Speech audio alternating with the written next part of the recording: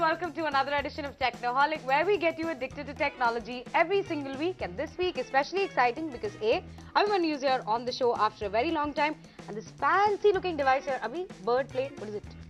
Is it a phone? Is it a PC? Is it something in between or something altogether new? And we'll let you know about that in just a bit. So first things first, take a look at what's coming up on the show today. This week on Technoholik, research in motion seems to be on a roll. We get you all the new berries. It's the end of an epic era. We get you a review of Gears of War 3. But up first, Microsoft may just have done it this time around. Abhimanyu gets us all the details. Alright, so that's our lineup on the show this week, which gets us to this fancy tablet that we have right here, which I'm guessing, Abhi, is not Why are you calling it a tablet? Doesn't it look like a netbook or a laptop to all you guys out there at home? Looks pretty much like so let me take it. Oh! It's actually a Bluetooth keyboard, although it comes with the device. But for a moment, you can actually kind of be fooled into thinking it is a laptop, and that's part of the allure of this. But before we go any further, let's just quickly show it to all you guys over there. This, ladies and gentlemen, is the developer preview. It's not yet launched. It's in fact a year away from launch of the new Windows 8 tablet from Microsoft. I mean, Samsung has built the hardware on this one, but you know, this is what the future of Microsoft's tablet, laptop, phone, the convergence strategy will look like. But before we go into this one, it's not been an easy ride for Microsoft. They've actually been, you know, pushing the tablet PC concept for almost a decade now, for a long time. And let's quickly take you, you know, for a quick jog down memory lane and Microsoft's attempts at cracking this format. In early 2000, way before any iPad, Microsoft showcased this version of the tablet PC, which would come to the market in 2002. A year later, Compaq had a tablet PC prototype with a Windows OS, which Bill Gates predicted would be the PC without limits.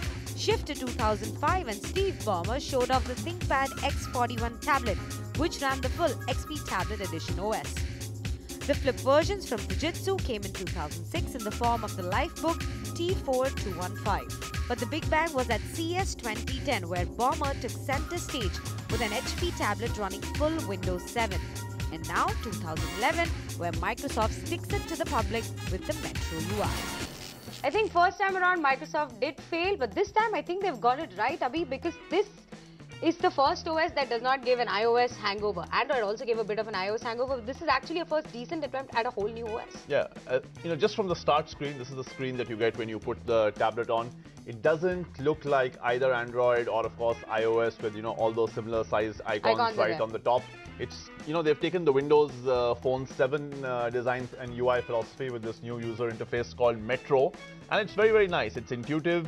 Of course, you know, the flipping from side to side is a little reminiscent of the BlackBerry Playbook, but overall, you know, I don't know, I've been playing with this for a while, but when I showed it to you for the first 10 seconds, I guess your reactions were that, wow. I was completely blown away. I also like Windows Phone 7, which is what it looked like here, but seriously, what I said before, good attempt at making an OS, but how well it turned out, that's what we're going to take a look at. Sure, we are going to discuss how Microsoft's entire device strategy, whether it's tablets, phones, desktops and laptops, are going to converge onto one, you know, OS called Windows 8, which will look the same across all devices, which is pretty controversial. But before we go into the software and taking you through some of the apps on this, let's take a look at the hardware, because if there's one thing that's special about this tablet compared to the others, including the iPad, is that the hardware on this is, you know, PC grade. It's not like a mobile device or a slightly souped up phone. This is a full-fledged, you know, almost performance PC-like architecture running. So let's have a look at the specs.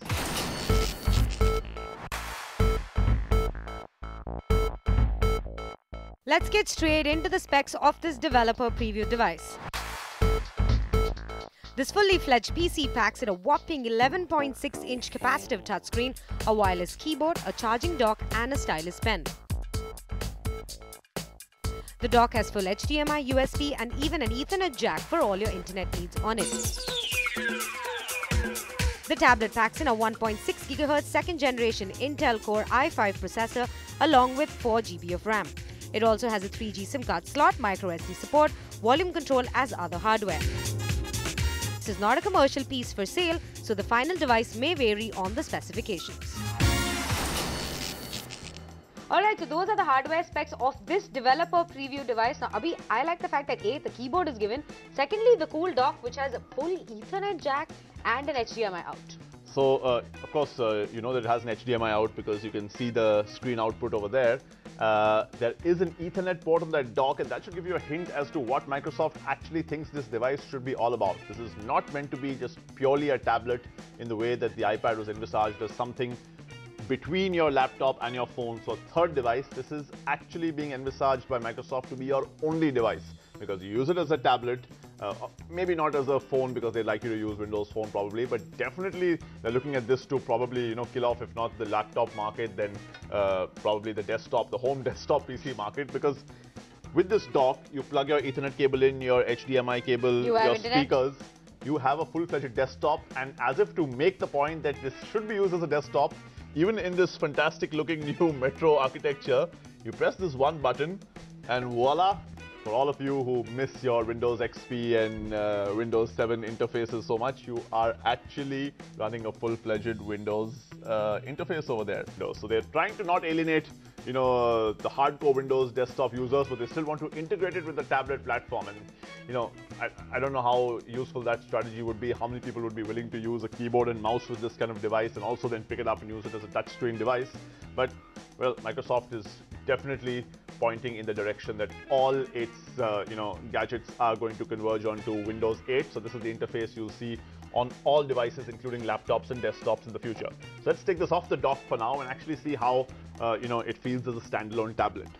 Okay, now you do remember that we showed you a tablet special some months ago on this show, and that time the only Windows representative was the Acer Iconia, which was basically, you know, just a Windows PC with touch built in. And this is how it looked, right? You had a regular Windows screen and you had to touch, you know, on the icons and touch on the start bar. But luckily that's gone away when you go into the new you know, Metro user interface of Windows 8, because now suddenly you're toggling between this kind of a desktop screen, which you're expected to use with a mouse and keyboard when your computer is docked in, classic Windows style. And the moment you take it out of the dock, like I've done right now, you press the start button, the only button on the device on the front, and voila, you're back into this cool touch mode. Now, we showed you that you know, small package about the history of the Microsoft tablet, and I guess Microsoft is still hanging on to its past a wee bit because they just can't let go of the good old stylus, right? I mean, I'm sure Steve Jobs would balk at having a stylus on a tablet, but you know, this is Bill Gates' legacy, that he wants something which you can write with.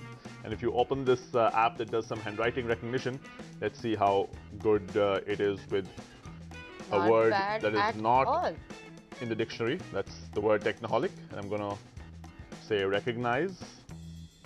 It's got it over here. Yep, not bad. So the handwriting recognition on this is pretty good, and some people who still miss the good old stylus can use it, especially for taking notes. The beauty of this device is that for the first time I'm seeing something that actually loads faster than the iPad. So you just tap on Internet Explorer and boom, it's open. There was absolutely no lag, and of course very, very fast as far as, you know, pinching, zooming and scrolling is concerned. Easily the best hardware software integration, you know, I dare say better than the iPad as well. But then again, developer preview, and this device is only going to come to market a year from now. So the iPad 3 or the next version of the iPad will be out before this, and it'll probably catch up as far as hardware is concerned. Right in the middle here are, of course, some apps that the average person will not be interested in, but developers, of course, will be looking very closely at stuff like Visual Studio Express, there's their command prompt out there, their remote debugger, their task manager. Basically, anybody who could write programs for Windows in Visual Basic and, you know, hardcore PC coding can easily now write their apps for a tablet. So, you know, what does Steve Ballmer have to say to, you know, the legions of people who want to write code for Windows? You've all probably seen this video, but for those of you who haven't, developers, developers, developers, developers, developers, developers, developers, developers, developers, developers, developers, developers, developers, developers. Yes! That was Steve Ballmer going developers, developers, developers, which brings us to the question that we always ask, Abhi, whenever a new platform is introduced.